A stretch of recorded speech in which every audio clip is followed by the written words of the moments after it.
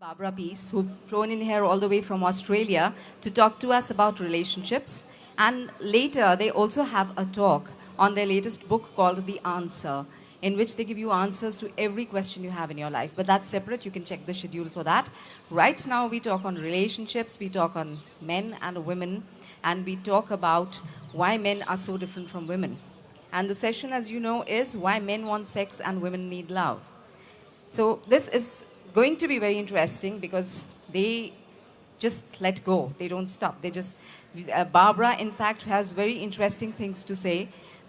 She looks after the business side of Pease International, and she looks after the marketing as well, and she has ensured that Pease International is a world-known name for expertise in behavior and body language, both of them, and Allan actually writes the books, so does Barbara, but she focuses more on the business side and he on the creative side. And together they make a wonderful team.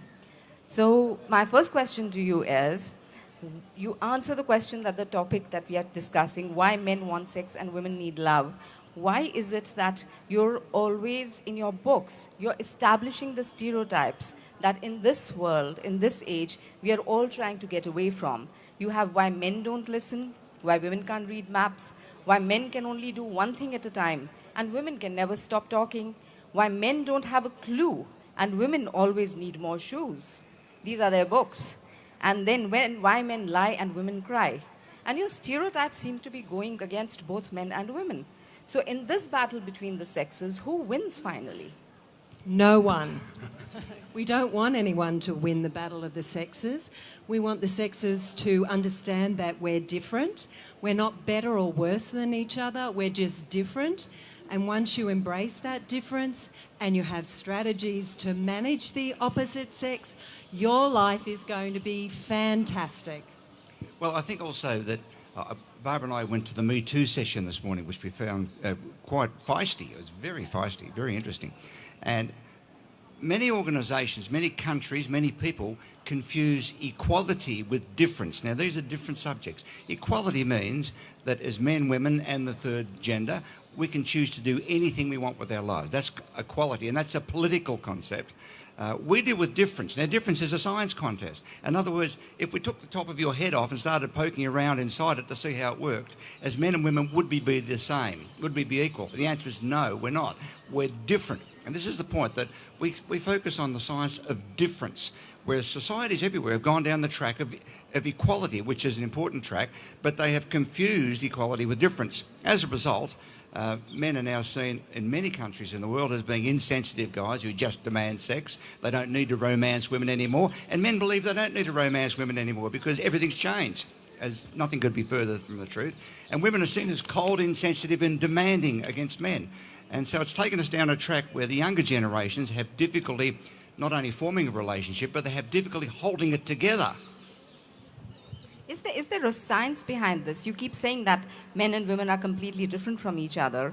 And so what happens at a time when women are taking over men's jobs, what was deemed to be men's jobs, and a lot of men may also choose to be at home and be doing what was typically considered to be the woman's domain. So in such a situation, are the dynamics of relationships changing?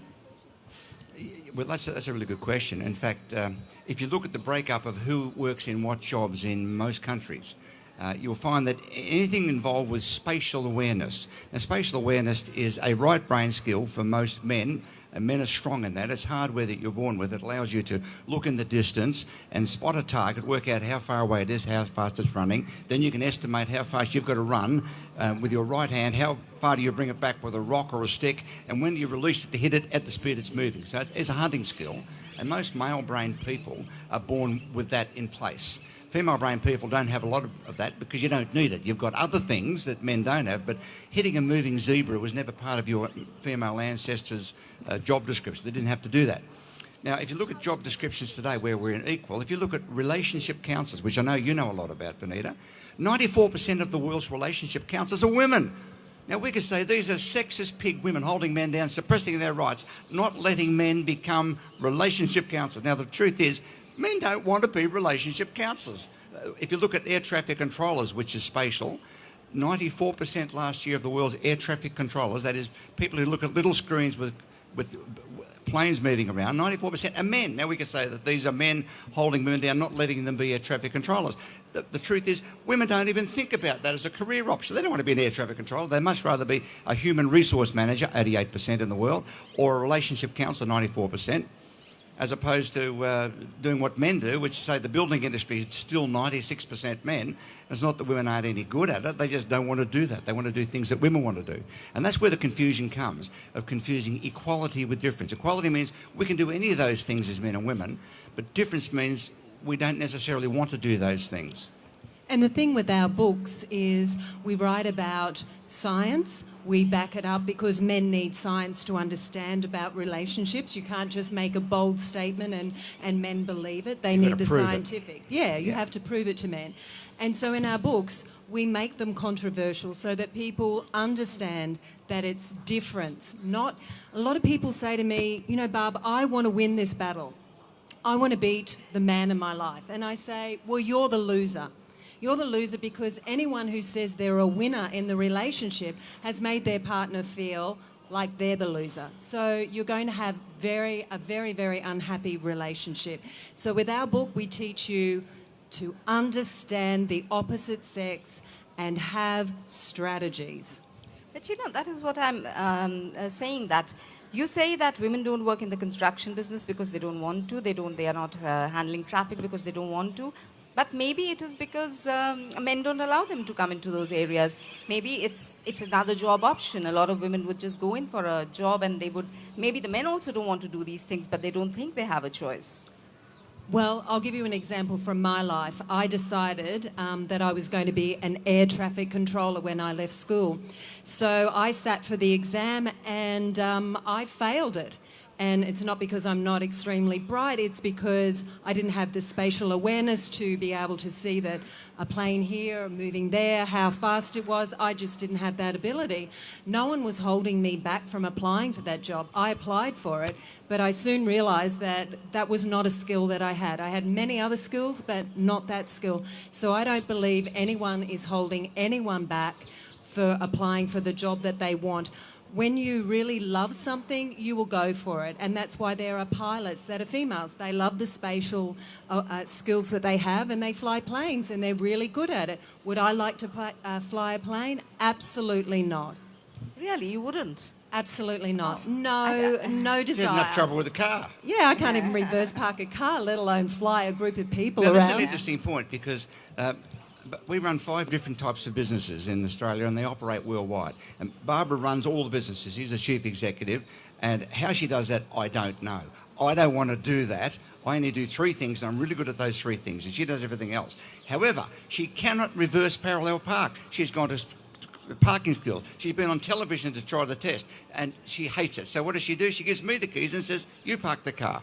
Now, 30 years ago... Outsourcing. 30 years ago, I would say to her, look, if you could learn how to park this car properly, if you could learn how to navigate around the UK, for example, we wouldn't be lost all the time. We'd be able to park the car. Because I didn't really know at that point that there were basic differences in brain differences that Barb doesn't have. She's got lots of things she can do, like run her businesses, that I can't do. But I'm a champion parallel parker. I must say, you know, I really think Barbara is a very, very smart woman. She makes you believe that she can't do things that she doesn't want to do. Yeah. She doesn't want to reverse park. Why would she want to if she has you doing it for her? It's not that a woman cannot reverse park. Well, it's rather she walk out of it gracefully out of the car and move away while a guy comes running and offers to park the car for her. Well, you know, we did studies on reverse parking, which part of the brain operates when you're reverse parking. We made a film about this in the UK. And when it comes to reverse parking your car, that is parallel parking between 2 other cars in a street. That was the first series of tests. The second was reverse parking with a trailer attached. And with the trailer attached, the trailer goes in the opposite direction of the car. And the third test was with a trailer with a rear vision mirror only, where it means everything is reversed. And when it comes to doing that, male brain people, and you notice I'm saying male brain people, because around 1 in 5 women is more male brain than female. It doesn't mean that she's gay, but she's probably a straight woman who thinks more in male terms and does really well with men in business. And when it came to the reverse parking tests, men outperform women on average 4 to 1 in their ability to reverse park a car, a trailer and use a rear vision mirror. Okay, now you might say, Is that a sexist remark? It's not a sexist remark. If you can't park, who cares? I can't be a great relationship counsellor. I don't care. Someone says, I've got this problem with my marriage, and what should I do? I say, talk to Barbara. I don't want to deal with that. It's just that they have more practice doing it, I think, the guys. I don't want to practice. I don't want to practice doing that. Most of these men here do not want to practice listening to somebody whining about their relationship. These guys have computers to program. But I love it. That's my greatest gift. I love listening to people's problems, giving them solutions, helping them to get a better life. And that's a difference. It's not that I'm better than Allan or he's worse than me. I'm different, and that is why our relationship works. We have had challenges through our life, but we always come up with strategies so that we can understand and have a better relationship. Yes, in past years, it'd be like somebody would say to me, Allan, I've got this problem with my wife, with my husband, because they see me as a relationship counsellor, which I don't want to be. And so I say, no, talk to Barbara. And so she'd solve the problem while I'm parking the cars. Yeah. And as a result, we both really like each other and we give each other good benefits, because if I park her car successfully in the rain, I know when I get back into that house, I get benefits coming. But would you not agree with me that there is a lot of play acting that happens in relationships? I mean, I feel that particularly women, we like to play act. We know what works with the guy, and we know he likes to have his wife a little helpless, and he likes to have her a little dependent on him. He has to be the protector. She likes him to be the protector. And she pretends very often that she cannot do a lot of stuff that she can actually do. I don't do that. I'm sure other women do, but you know, and that's probably nice in your relationship if that's what works for you. Again, it's what works in your relationship. I don't see the need to do that.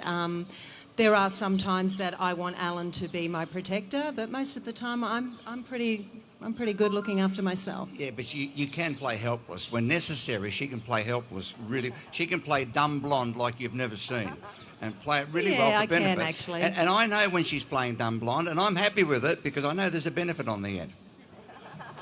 I'm a guy, we want benefits. So it works. It works for both of you, and that's what matters. That's what really matters, yes. So when you say that, you know, men need sex and women want love, are you trying to say that men are incapable of love?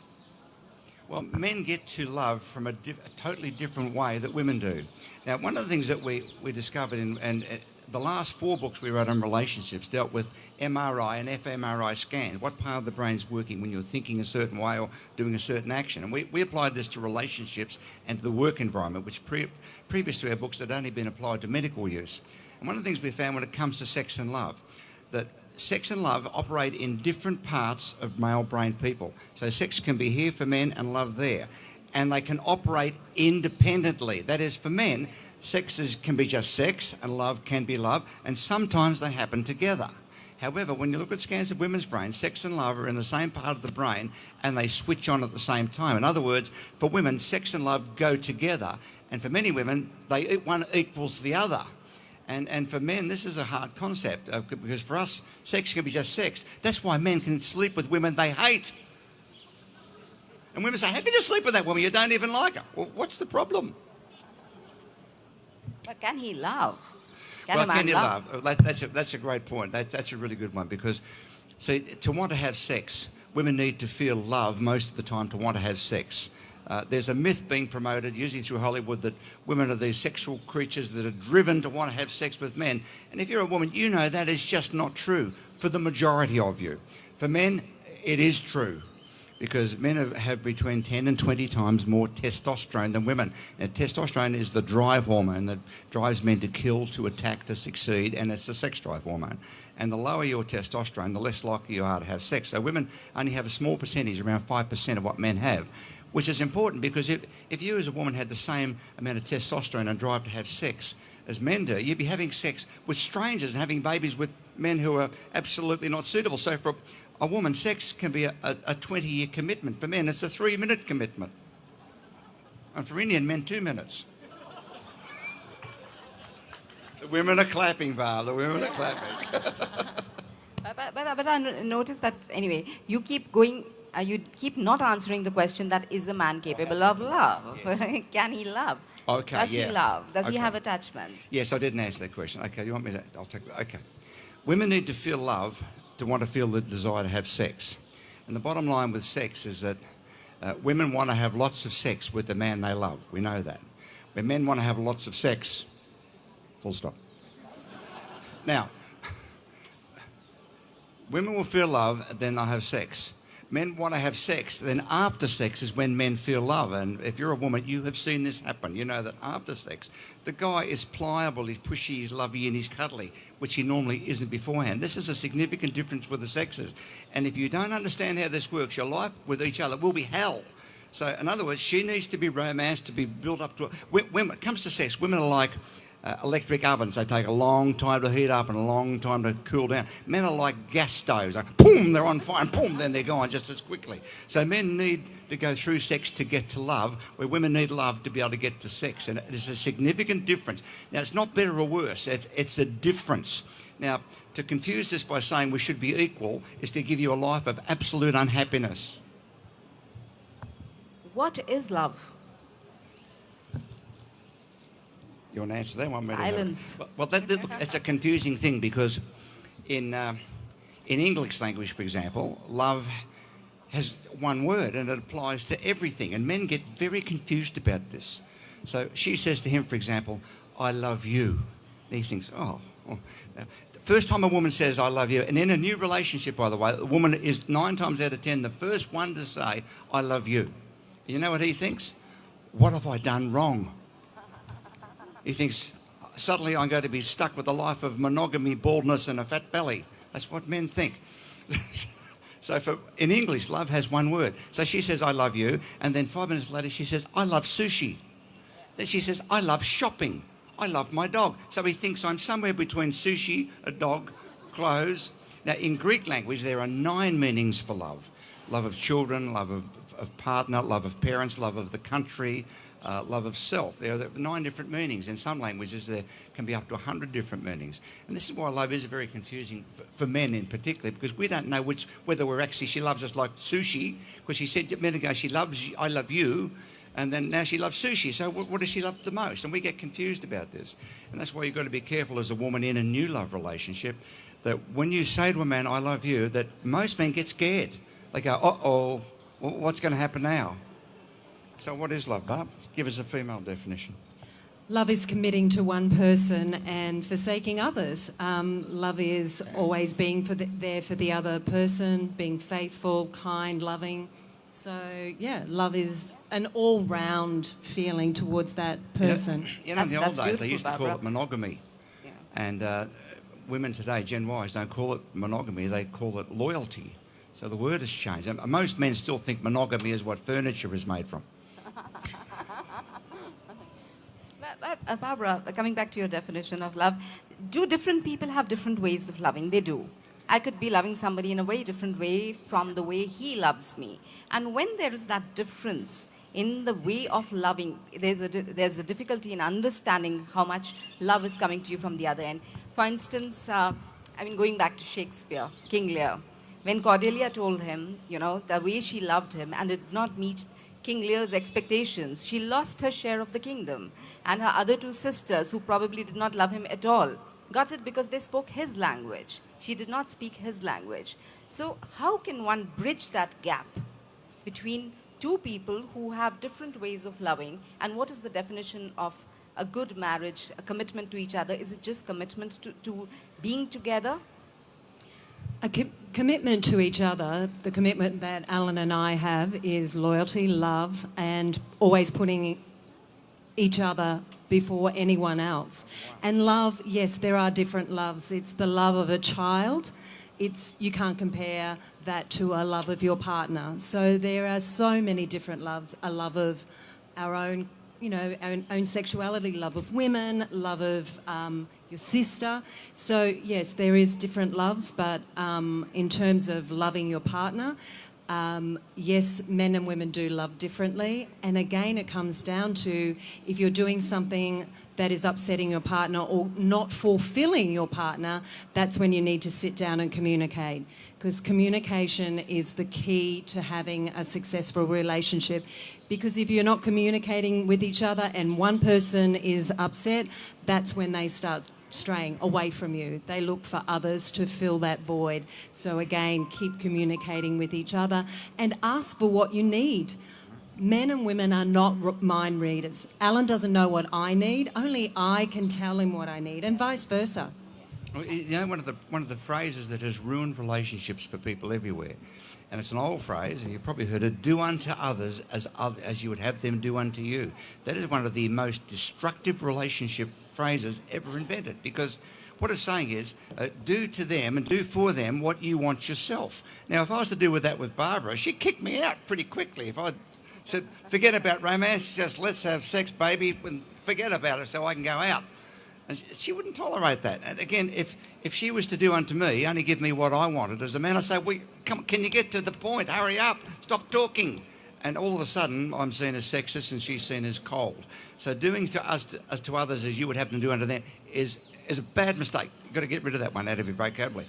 That is, do unto others as they want you to do unto them. So I know as Barbara's a woman, I know what women need. I'm pretty good at this. I've had a lot of practice. 30 years we've been together. I know what I have to do to press her buttons to get her fired up. I know that. And so I'll do those things, even though a lot of them don't make any sense to me as a man. I mean, I don't want to go to dinner and sit there and look in eyes and be drinking champagne. I'll do it once or twice if necessary, but I don't want to do it all the time. But however, if she needs it at that point, I will do that. Now, on the other hand, I'm a guy. I need sex, lots of sex, fast. However, that's okay occasionally, but if I did that as part of the demand, this relationship would have finished a long time ago, because she'd say, mate, you're finished, you're out. So that you give the other person what they want, even though sometimes it doesn't make any sense to you. It doesn't have to make sense to you. If it makes sense to them, that's what you do. Keep the customer happy. And the one thing that you have to remember is that if you married the person that was exactly the same as you, how boring would your life be? If I was exactly like Allan and vice versa, I would find that very boring, very uninteresting. I celebrate the differences that we have. Sometimes they can be really annoying, and I can annoy him and he can do the same to me. But again, we have strategies where if I'm multi-tracking and driving him crazy, he'll just say, stop. Give me one thing at a time. A man needs one thing to digest. And then I'll say, oh, yes, you're right, and we'll go on. Well, that's a good example, because the multi-tracking is that with the brain scans that we talked about in our first 3 books, is these scans show when a male brain person, we'll call it a man for this exercise, but remember, about 1 in 5 women has a brain that's more male in its operation and 1 in 5 men, you guys also, your brain operates more in female terms than it does in male. It doesn't mean you're gay. There's a bigger chance that could be the case for bisexual, but you're probably a straight guy who doesn't care about the cricket and don't know where you've parked your car and can't find it, but you can talk really well, and women love you because you talk. Now, these scans show that when a male brain person is talking, their hearing is switched off, which means that male brain people either speak or listen. They don't do both. Whereas when female brain people are speaking, the hearing is switched on, which means women speak and listen at the same time. And you've seen that. So you see women talking together, they're all going at once. And you get a lot of flack from men about men say, listen to all those women, blah, blah, blah, blah, blah, blah. No one's listening. That's not true. These brain scans show not only are they listening, they're doing it on several unrelated subjects, and that can even happen in one sentence, right, Barb? So Barb will multi-track one sentence. She starts on sentence number 1, halfway through without warning, introduces a second topic. And now our daughters and her female friends are on a second topic. Chances are I still think it's the first one. So I'm thinking, what's this got to do with anything? And I don't know. Then they bring in a third one. At the end of it, they know what happened on 3 things. I have no idea what the hell is going on. So when Barb multi-tracks, and I think she's asking a question, I say, darling, can you give me the exact question? Then she goes back and asks me the exact question. Exhausts you totally. Sounds like I'm dumb, doesn't it? I'm not dumb. I just coming back to males do one thing at a time. We can't make love and answer questions, ladies. No talking. So coming back to communication, you said that that is the most important thing in a relationship. And you also say that you are body language experts, and you say that we communicate through language. Just about 7 to 8% of our communication is through language, and the rest of it is through our body language, the way we behave, and our little mannerisms. So would you like to tell us a bit about that? Well, yeah, if you look at human speaking that we're doing now, this is nothing more than exaggerated breathing. That's all it is. if you go back 40,000 years or beyond, there was little to no speaking. In fact, with our ancient ancestors, most of the communication between them was done like most animal species, done with gestures, movements, signals, and a few sounds. So language is only a fairly recent development for human beings. Now, our focus today with education has been on the words, what we're saying, yet the body still accounts for 60 to 80% of all the impact you're making face to face. So as you're all watching now, we're talking amongst each other, we're looking and reading each other. You're reading me right now, reading every movement on my face. So 60 to 80% of all the communication is done that way. But the focus has gone away from that onto language. And as a result, the body language part has been neglected, because the body language shows you the emotional condition of a person, what they're feeling. Are they happy, sad, unimpressed? Are they lying? Are they telling the truth? And if you're good at reading that, you become a good communicator. And women on average are 2 to 3 times better at men than doing this. And that's why one of the things that we teach men in our seminars is don't lie to women to their face. You should not do this, because you can't get away with it. They can see you're lying. You're better to call them on the phone or text. So give us some tips. Give the men here tips on how to let a woman know that they are interested in her, and give the women tips on how to let a guy know they are not interested in his interest in her. Oh, that's really good. That's a good question. That's I like a good it. question. Okay, so It's tough in India for guys to do this. I Okay. don't believe that's tough. I'm going to get up. So if I'm interested in a guy, or if you're in a group, You better not be. I'm not. But if I was, and we're standing around in a social area, my foot will point to the person that I'm interested in. If I don't like a person, my body is going to be pointing away, which means if this person is boring me, I'm going to be leaving. But if I'm interested, I'm going to be pointing my body to him. And any negative crossing in front of the person, that means you don't particularly like this person. But you've got to have 3 gestures. So if I'm leaning back, I've got my arms crossed and I'm to the side, I'm going to be leaving this conversation as soon as possible. If I like this guy, I'm going to point my toe, I'm going to have open gestures, I'm going to preen myself. So I'm going to make, you don't even know you're doing it, but you start touching your hair or twirling, or if you've got a glass, you start rubbing the glass around the edge or holding the glass stem. So there's lots of little tips. If you read Body Language, which has got many, many tips for both male and females, it teaches you the more open your body language, the more the person will respond to you. We've got to be careful. See, she had one foot pointing. Now, we point our feet at the direction we'd like to go in. So if you're sitting in someone's home and maybe you've been there too long, and everyone's silently thinking, how long before you go home? You all right, darling? There's a hole in the stage. I put that hole there. So people are thinking, how long before you go home? When you decide to leave, when your brain says, I better think about going, what will usually happen? You'll turn your hips and body and point them at the door. So when people want to leave, they point their body in the direction they want to go in. And that's why when you're talking in a group with people, we point our body at the most interesting people. So if there are 3 of us together, for example, we're doing this, I'm just using my head to acknowledge that you were there, but I really wish you'd go away. It's what it means. As opposed to this way, I've cut Barbara out, and if she can read this, she knows not to stay there anymore, because she's not getting any conversation going on here. And also touch is really important in body language too. If you like someone, then you will touch them at the point of the elbow. They don't even know they're being touched, but it's just a very light touch, which means I think you're a nice person, I like you. Whereas if you don't like someone, you hold back. You won't go, you'll actually distance yourself. What we found with the elbow touch is really interesting. In India, you're far more touching here as a society than most others. The least touching are the British. If you touch a British person, particularly a man touching another man, they freeze. I think, what do you want? Whereas here, guys will hold hands and put arms around each other. You're a very touching society. But if you and I are talking and I touch you, if I touch you on the lower arm, between the hand and the elbow is female touching zones. So if you're with your girlfriend and she's talking about something tragic that happened, you might reach out and touch her on the lower arm. Now, if you're dealing with a man, ladies, in a business context, and you want to make a point, if you reach out and touch him on the lower arm, he starts thinking, she wants me. She wants me. And he doesn't need much encouragement to get to that point. So just doing that. So the safest place is a public zone, It's right here, as Barb mentioned, on the point of the elbow. And you touch it for less than 3 seconds. It's not a grab, it's just a touch as you're talking. And most of the time you do those touches, the person is not consciously aware that you did it, but suddenly they find you more interesting than before you touch them. And that's the secret of it. Yeah, everywhere actually, not just in India, but right now in India, we are in the middle of this Me Too turmoil. And most of the men are very confused because this touching thing, for instance, a man talking to a woman in a meeting room or in an office situation, and he just touches her on the shoulder or touches her elbow. They are all confused about what to do and what not to do now.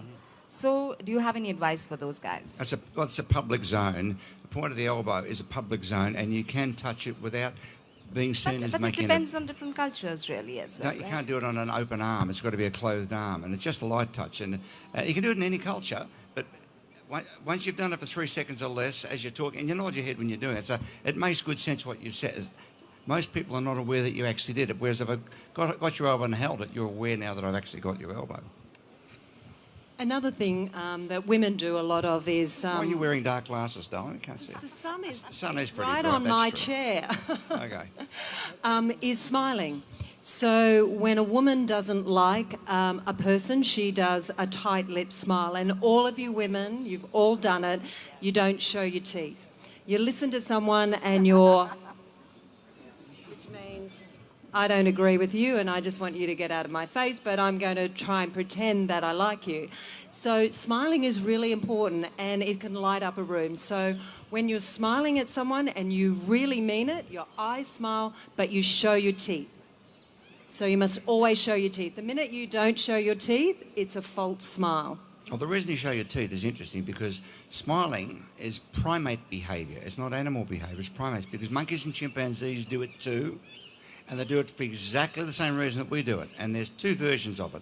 There's one where the corners of the mouth go up and the eyes go up, so the face kind of pulls back. And when a chimp does it, they'll make a little sound like, which is you're doing it now. Yeah, exactly, that's what it sounds like. And that's a submission signal with primates. And that's what it is with humans. So if you meet someone, you say hello, and they can see your teeth, their ancient brain says, this person won't be aggressive, this person won't be intimidating, this person won't try to dominate me. That's why it's important when you smile that you do smile, but your teeth are visible. Because, as Barbara said, if you don't like someone, particularly if you're female, you'll smile with no teeth, like, this is my husband. Now, the other version of smiling is where the corners of the mouth go down and the eyes don't move. This is called a fear face, and that's what we show when we're frightened or scared. And you'll see this at funerals. Now, to actually pull that face, you can't do it unless you feel the emotion, but the corners of the mouth go down. But if you go to a zoo and look at primates, monkeys and chimps, how they do this, you'll see them showing a fear face. Now, a fear face is normally misinterpreted by men. They think, he likes me. And they go closer and he picks up a handful of manure and throws it at them. So thank you for the demonstration and the advice on body behavior when you're between a man and a woman. Let's go back to love. And I want to know, can a man or a woman love more than one person at a time? And we're talking about romantic love, not just love. Well, 80% of all societies in the world are polygamous. Only 20% are monogamous. That monogamous means faithful to one person. Now, those 20% of monogamous societies are the big societies, so it's most people, but most societies are polygamous. And if you look at human history, polygamy has made a lot of sense from a species standpoint, because as humans, we only produce one baby a year. Now, any animal that only produces one baby a year is always in danger of being extinct, because there's not enough to keep the species going. And so it always made sense historically that one man would have 10 wives, which is what happened, because that way you could produce 10 babies and therefore keep the family, keep the tribe, keep the society going. And that's why but women get upset about this. They go, well, I'm a woman and I'll have 10 men. Well, that doesn't make any scientific sense at all, because you can still only produce one baby. So back to the question, can a person love more than one person at a time? Yes, they absolutely can. And one of the things that people are taught, particularly girls are taught by their mothers everywhere, is that in life you look for the one, that one special person that aligns with your heart, aligns with your mind, that aligns with everything. In our Sex and Love book, we broke down exactly what is it that you're looking for as a man and woman. There are 10 things. There are 5 physical things you're looking for in a partner. That is, they're physically pleasing to your eye. And there are 5 what we call core values. That is how they see life, how they see the handling of money, how they see the raising of children or not, how they see social and family. That is, is your mother part of my family? Do we call them my parents at Christmas? What do we do? Sex, who, what, where, when, what are you prepared to do or not do? And so what a lot of these high-priced dating sites will do, like RSVP and not Tinder, but eHarmony, for example, which now is responsible for 3% of all marriages in America.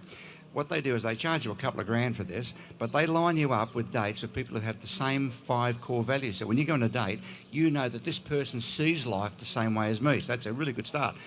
Now, you know where most people meet their partners outside India? They meet them half are at work, they meet them on the job, or they meet them by accident, you know, at a club or a pub or a party, or someone introduces you. And the first year of new love, everybody lies. We lie about who we are because we want to hide our negatives as much as we can and highlight our positives. It's not till after 1 year with a person that you really have any idea who that person is. And that's why a lot of these high-priced dating sites can weed out a lot of that. It means you're paying, in effect, for love, as a woman said. You're paying for love, yes. She said, what about just straight love? You meet someone and fall in love. That's a trick. That's nature's trick to get you to produce that one baby as soon as possible.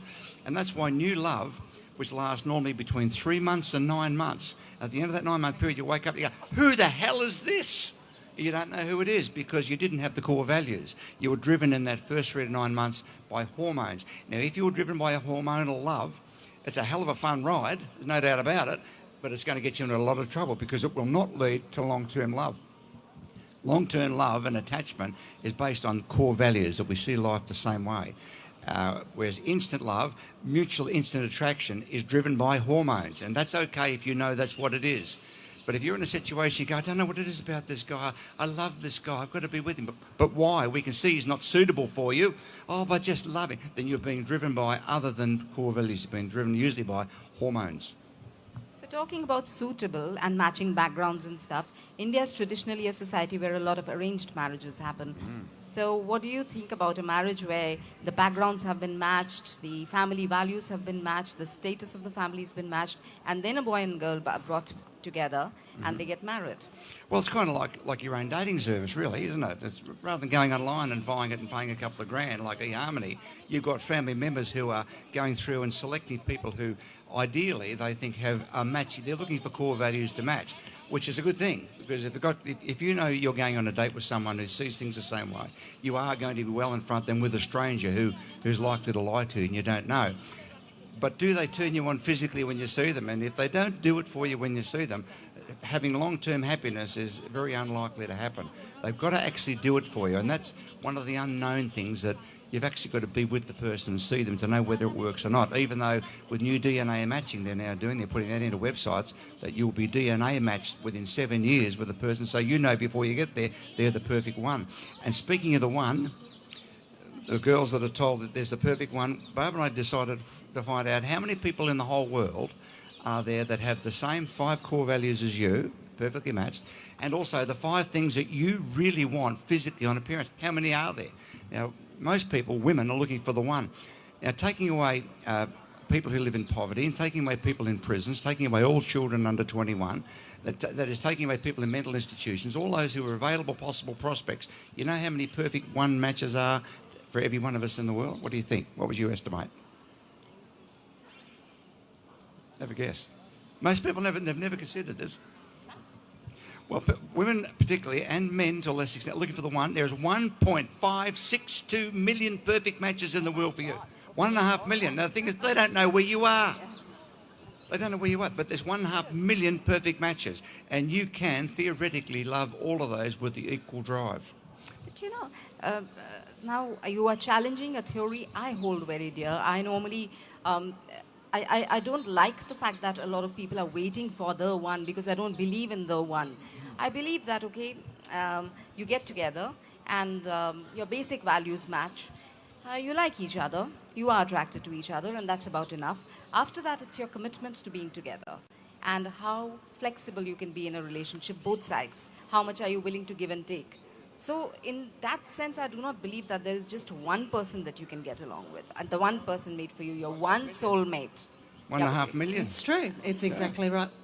Now, the thing is that we're living largely today, and you touched on this earlier, Vinita, we're living in a world that is largely dictated in the big societies by monogamy. That is, you will be loyal to one person. And can you actually do that? We look at the divorce statistics around the world. It's around 55% of all marriages in the Western world and Western Europe of people who get married today, Saturday, still the day of choice, at 2 o'clock. Of those who get married today, statistically, 55% of them, more than half, will not be married 7 years from now. Now, that doesn't mean the rest are happy either. It means the balance, maybe half of those are not happy. They're tolerating it, or they've got kids or mortgages or financial commitments, and they live a life of misery till the kids leave home, then they separate. That's why when the last child leaves home and goes on their own, there's a big spike in the divorce rate.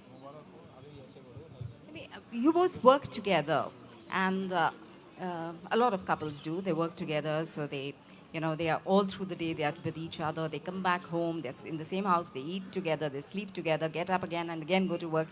Does not it get boring beyond a point? And why doesn't it if it doesn't? You're going to say it doesn't. Why not? Okay, for us it doesn't get boring. We have very clearly defined roles in our business.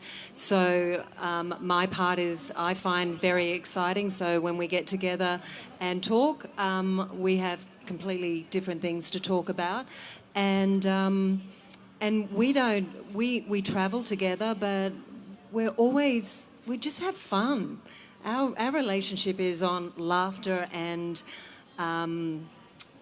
respecting each other. So I never find Allan boring, ever. He's a funny man and he's always cheeky and he makes my world more exciting. Yeah, what I do, Vinita, I give her what I know she wants out of me.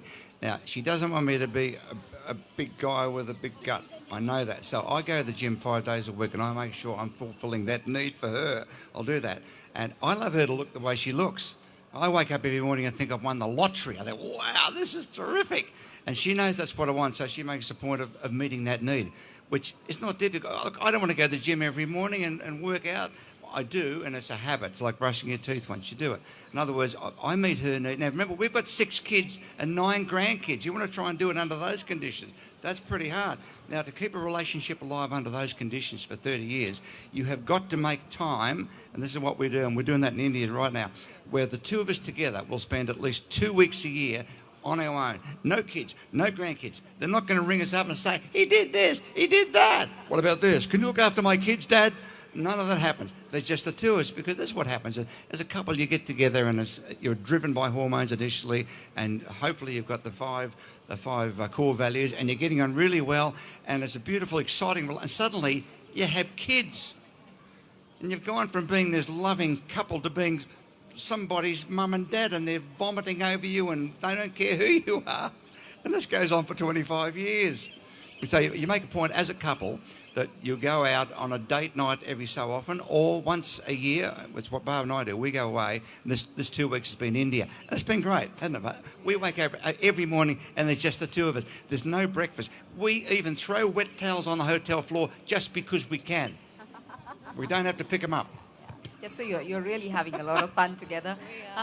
So from what you're saying, it's important to listen to each other, to communicate, to let the other person know what you need from him or her, and to try and make that effort of doing what the other person wants from you. So you're actually going to the gym because you know that Barbara wants that from you. And Barbara, are you keeping beautiful and young and slim because you think that's what he wants, or do you do it for yourself? Because most women say they dress for themselves and not for men. I think I do a little bit of both. I do it because Allan appreciates the way that I look, but I also do it because it makes me feel good as well. So I think it's a little bit of both. And I love what we spoke about earlier when Allan said that you look much younger than your age, much, much younger. And he said he appreciates that because any woman who looks young enough to be able to be of childbearing age is someone that attracts men, is what you said. So that perception is important. Well, it is, because Barb and I are both, we're senior citizens. We are. We're both, and she's not, I believe, not as yet. Yeah, she is. She's a senior citizen in Australia. However, she doesn't look like she is, but she can't bear children because of her age. However, she looks like she can, and that fools my ancient brain into saying, hey, she can have kids, which drives my ancient biology. And so I love the way she looks. I wake up every morning and say, yeah, this is good, baby. And hopefully, and she says she does, she wakes up saying the same thing, saying, this guy looks good. He produces things. He looks after me. He protects me. He provides food and shelter, which are the basics that women have wanted for maybe 1,000,000 years. And I make sure that I fulfill those, even though some of them don't make sense to me. If they make sense to her and she wants them, I will fulfill those needs and vice versa. And that is the key, that you tell, and you touched on that perfectly, you tell your partner exactly what it is you want and don't want, and then you make an effort of fulfilling their needs, even if they don't make a lot of sense to you. And at the end of the day, ultimately, loving someone is about loving yourself, because you love a person who makes you feel good about yourself. So you never love someone who hates you. So ultimately, it's all a very selfish emotion. It's all about loving myself if I love somebody else. Is that right? It's not selfish to love yourself. It's wonderful to love yourself and then love your partner. So I don't think it's selfish. If you can't love yourself, you can't love any other person. You can't actually give of themselves if you don't like yourself. And how does loving yourself manifest itself? How can one love oneself? Well, I love myself. I think I'm a really good guy. I think I look okay. I work on it pretty hard, and I fulfil the basic things I know that women, and Barb specifically, want, which is resources, the ability to provide food, protection, shelter. And I demonstrate those at all times, even though sometimes that can appear to be sexist. You know, that I'll hold doors open for Barb, and I'll usher her through the crowd. And she doesn't need me to hold doors open or usher. She does martial arts. If you get in the way, you're in trouble. But I will do those things because I know that she likes me to do the protector role, and I do it. And sometimes she plays the dumb blonde. I can't open this jar, which you do every morning. But you've done that every morning, darling. I can't open this jam. Can you open this? And I was opening the jam this morning. I'm thinking, now, this is not so hard. Maybe she's playing the helpless role. But I like the helpless role. To make you feel better and it makes stronger. me feel good about me as a man. That's right. And what I do makes her feel good as a woman. And when we're not equal, we're equal in terms of everything we do in life is equal, but we're very different as men and women. Not better or worse, we're different. And physically, men and women are actually very much the same. We all start off as girls. The basic human fetus, the template for humans is a girl. That's why men, you guys got nipples and things that don't do anything particularly. And so we're very physically similar as men and women, but our brains operate with the software in different ways and perceive the same things differently. Now, not better or worse. This is the whole point. It's not better or worse. It's different. And so if you find you're arguing the point with somebody, it's because you want them to be like you. Now, I don't want Barb to be like me because she'd have a hairy chest and a mustache, and I don't want her to do that. So a lot of couples believe in total honesty in a relationship, telling each other everything, even what's going through their mind. Like Barbara would say, I can actually open this, but I want to make you feel better, so, I can't. So, okay, would you open it for me? What do you think about such total honesty in a relationship? Could you open that jam, by the way? Could you do it? This morning I probably could, but the other mornings I definitely couldn't. Oh, so you got me this morning. Go, you could ask. Look, I don't think you have to tell. If I told Allan everything that I was thinking 24/7, he'd have left me years ago. I go nuts. So I don't think it's necessary to just keep talking. Most women have girlfriends and mothers and sisters that they can tell every single thought to and enjoy the conversation and love it. And I think with Allan and I, we share things that are really important to us as a couple, and we just have fun. So there are some things that needs to be kept back. I don't think you need to keep it back. I could tell everything to Allan, but I think If I I'd ask bore her, him she'd to tell me. tears. Whatever I ask her, she'll tell me everything. But Yeah. if I told her everything I was thinking, she'd probably call the police. I think we should invite questions from the audience, because I'm sure there'll be many questions here and really interesting ones. So can we... Somebody with a mic, please? Yes. Sun's going down. For the audience. This is always the fun bit, Vinita, because you never know what's coming. Yeah. Yeah, this is the most fun Oh, part. for you, Al. Oh, He's got a question for you. You got a microphone? Here comes the mic. Thank you. Great chat, guys. Question, I have a comment for Allan and a question for Barb, right? So, in the age of Tinder, women will love sex as long as they love the benefits, right? Love the benefits. Is that a question or statement? The statement. Is that a question or a statement? Comment for you, question for Barb. So Barb, here's my question for you. So we talked a lot about parallel parking, right? Yes. So I want you to go back and think of the day you were marrying this guy, right? So you're walking up the aisle and there were two Allans up there. And the only one thing they were good at individually, Allan was really good at parking cars on the left. Yes. And the other Allan was really good at doing dishes. Which Allan would you marry and why? That's not fair. That's a difficult one. Can I have a mixture and have both? She'd that it take can parallel both. She'd park take and both. wash Who could the blame her? dishes? What's the other element? Well, I'd probably take the parallel parking because I could train him how to do the dishes. Yeah, that's true. And I have trained him how to do the dishes. I'm a trained man. Yeah, that's true. Well, she has. Well, It's a think good about question, it. though. Well, there are things that, as a man that just don't come naturally, and things we don't get about women's thinking. And unless they tell you what it is and teach you how to understand it, you can go through life just stepping on each other's toes and not even being aware of it. And that normally ends up in a life of unhappiness if you stay together, or it ends up in divorce. Look, the bottom line is you want to wake up every morning with your partner where you say, this is a good decision. I'm glad I did this. And that is the ultimate to get to that point. But you've got to work at it. It just doesn't happen. You've got to decide that you're going to fulfill the customer's needs as it was. And don't forget, Allan was raised in a generation where his mother did everything. So this new generation of men, they're raised in that it's equal, especially in Western countries, that men and women have to share dishes, ironing, washing, cooking, cleaning. So, yes, I did have to train him in that area. Yeah, but there's still a bias in that area, though, and certainly in Western societies, because younger men certainly now do have a participation in household chores and doing stuff. However, it seems to stop at the front door. So when it comes to keeping the garden right, the mowing, it doesn't seem to be a lot of equality going on out there. I say outsource the outside area. Yeah, she pays a guy to come and do it. That's really good. All right, good evening. Ma'am, you've been doing a fabulous job at asking those questions because they've gotten us the most interesting answers. Thank you. Well, I have something to ask you, Ms. Barbara, because you deal with the business. Yes. So we've been told. Did you name the book what it is because of the business that it could produce, or do you really believe in what it says? The name of the book, yes.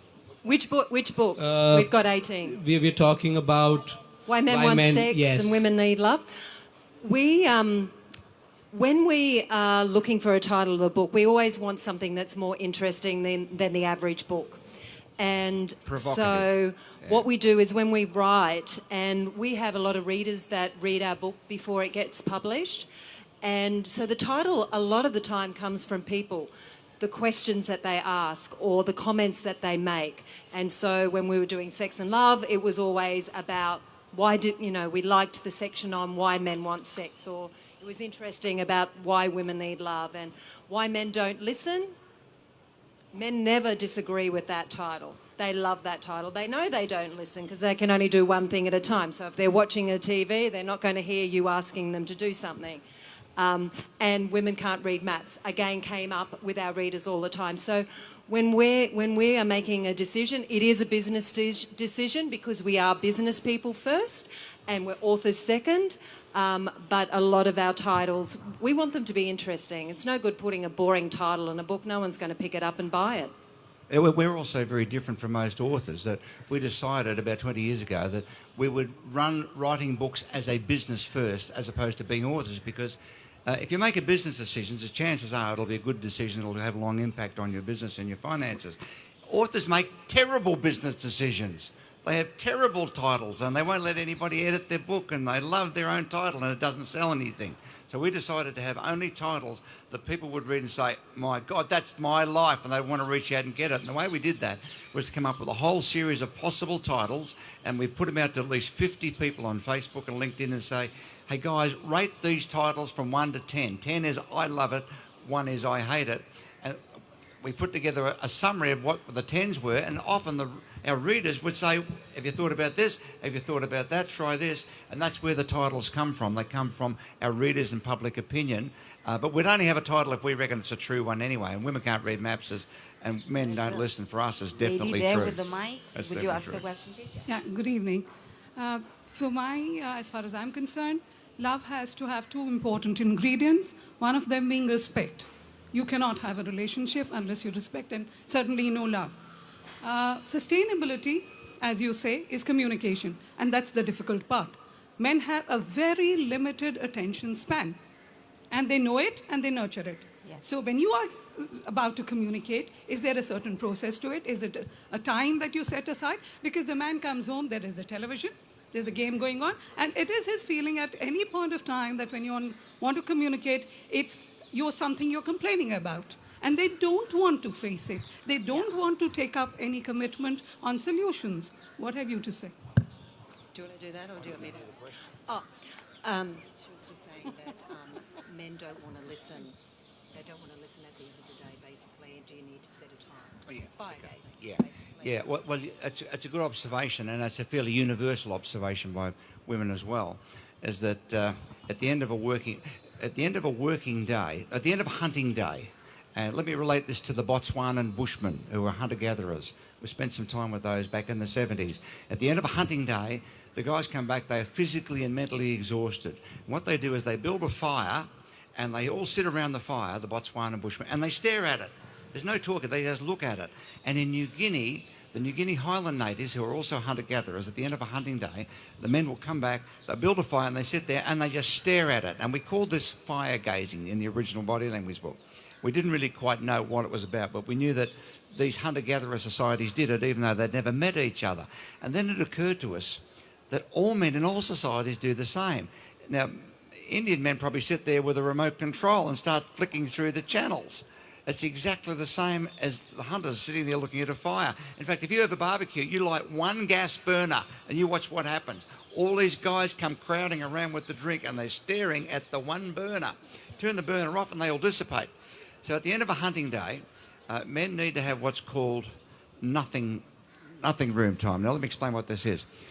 I'm talking here about male brain. Male brains are what we call compartmentalised, like little rooms all over his head, each room having one function. He's got navigation here, and he's probably got two rooms for thinking there, and he's got his hearing in that room, and his visuals in that room. Female brains do not work this way in any way, shape or form. They're dramatically different in how they process information. But all men have a special room right here in the centre, which we named the nothing room.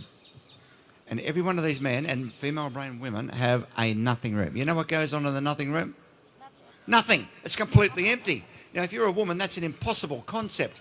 I think a woman said the other day, she said, if he was thinking nothing, how would he know?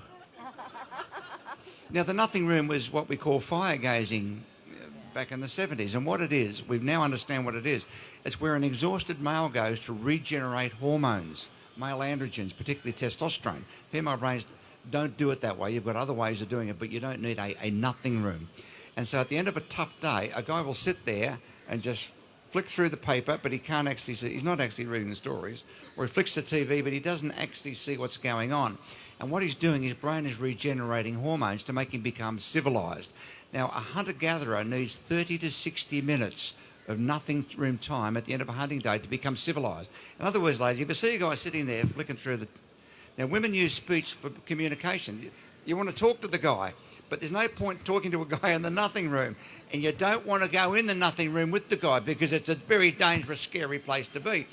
If he's in the nothing room, give him a cup of tea and go shopping with your girlfriends. Go and do something productive that you want to do, but do not try to engage this guy in conversation. So how do you get him to say anything? You make a time. When you see he's in the nothing room with no expression. You're confusing me because I have a nothing room as well. Yeah, but you're a guy. But you definitely have a male brain. Vanita, you've got a male brain, guys, yes, the more I'm listening to you, I feel I'm getting very confused. You have a male brain. You've got a male brain. You're one of us. All right. You're very feminine and very female, but you think in male terms. You talk in shorter sentences. You get to the point quick. You look for solutions, in fact, which is why you're doing the career that you're doing right now, because it fits perfectly into male brain people. And if you've got a male brain and you're female and feminine appearance, it's a double act that you can't beat. Absolutely. Ouch, my husband's in the audience. Ah. We'll fix him after. So, the solution is you set a time that both of you agree to. And you can set an agenda. But if you give him his fire-gazing time, then he's going to be much more responsive to listening to you. And don't whinge and whine.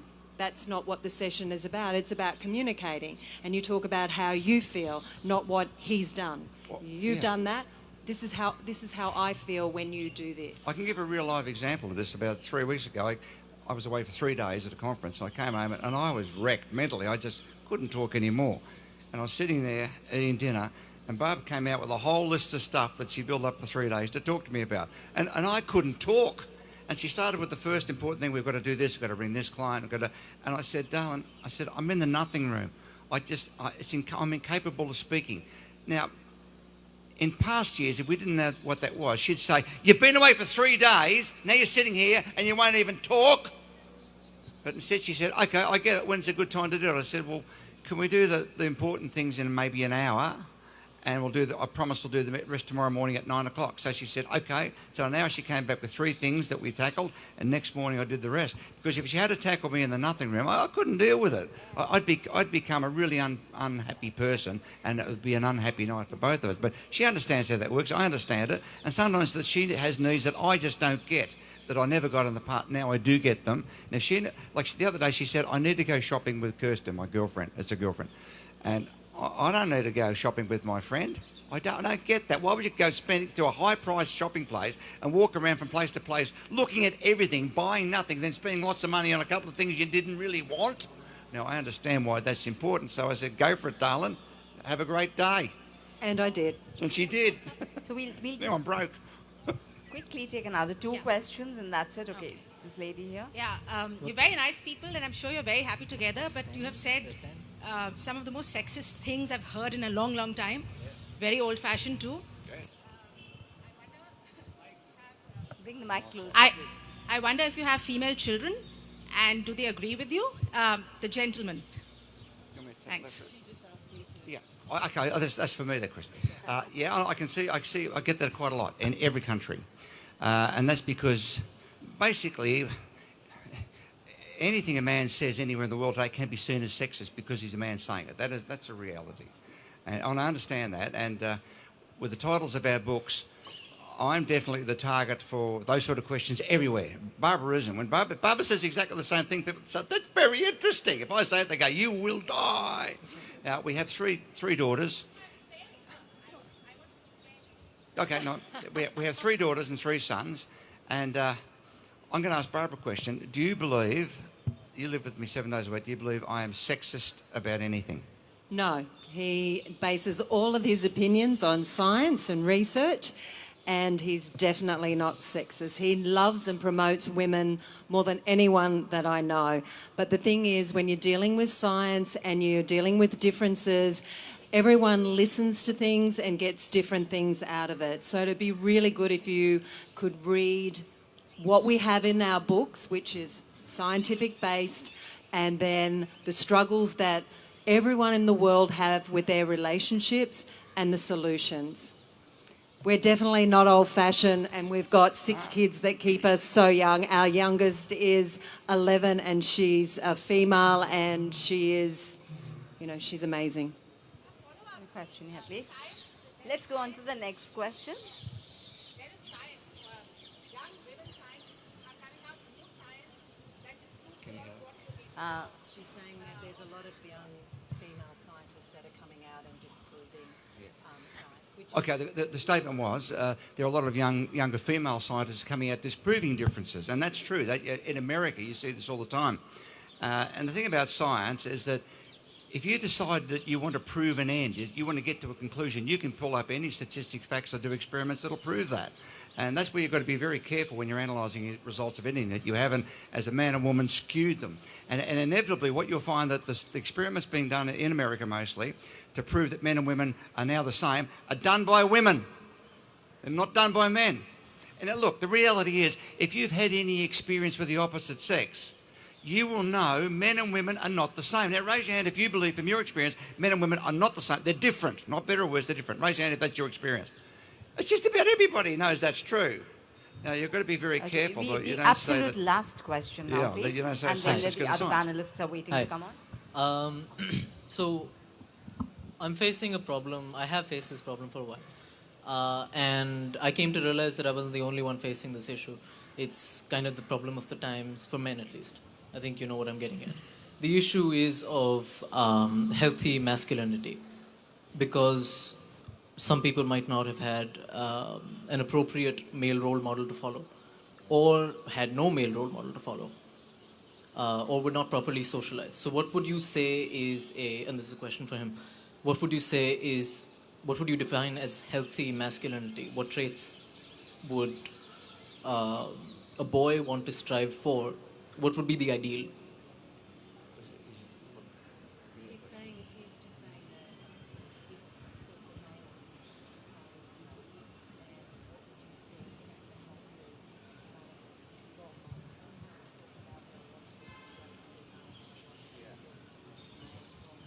Yeah, well, you've hit a very sore and important point there, and this is a problem for men, certainly universally. And there are great role models for women everywhere, and today I've seen a lot of them on the stage who are these strong, powerful women who've got their opinions in life, and they're role models. You don't see that much for men anymore, sadly, because if you're as a man talking about values of men, you can be called sexist and old-fashioned and out of date. Now, when it comes to raising children, what do you teach children? Oh, those pigeons are certainly noisy. This is a good question with kids. If you're teaching kids about their profession, and I'm thinking now about parents who try to direct their children down one track, is the best way to deal with children is what do they love doing, what are they best at, and what would they go and do for free if they could do it all their lives, which when you think about it in your life and all our lives, that's where you should be spending your life. What is the one thing in your life you would do for free? And then once you work that out, how do you make that a profession and a career and not direct your kids down stereotype tracks? In terms of relationships, Barb and I role model effective relationships to our kids. We teach them that men and women are not the same, because we know if we don't do that, they're going to finish up the millennials and the next generation of going from one relationship to the next, being confused and being like a young guy we talked to before. He said, I'd love to go on a date with a girl, but I'm too scared to say, you look beautiful, because you'll think I'm some sort of a pig. And you know, if you are looking for a role model, there must be so many in your community. And if you asked a guy to be your role model, he would probably be very honoured. It's like in your life you find someone that you want to aspire to be, and you let them teach you, and then you go on to another person. So it's really important for you to find someone in your life that will give you that guidance, because I actually am you look at the suicide rates of men all over the world, and it's alarming. And so I find that I fear for men that they're losing. They're not quite sure where to go. They don't have people saying, okay, it's okay for you to be a masculine man. These are the things that you need to be. So just find that role model that you're looking for. And the question is too, which you've touched on a few times, Vinita, can you love one person forever? Just one person? And I believe if you make a decision you want to do that and you've got the right person, the answer is yes, because I do that. I love one person forever. I'm faithful to one person forever. She says to me, you want every woman, and that's true too, but I only want this. I'm only going to have this one. So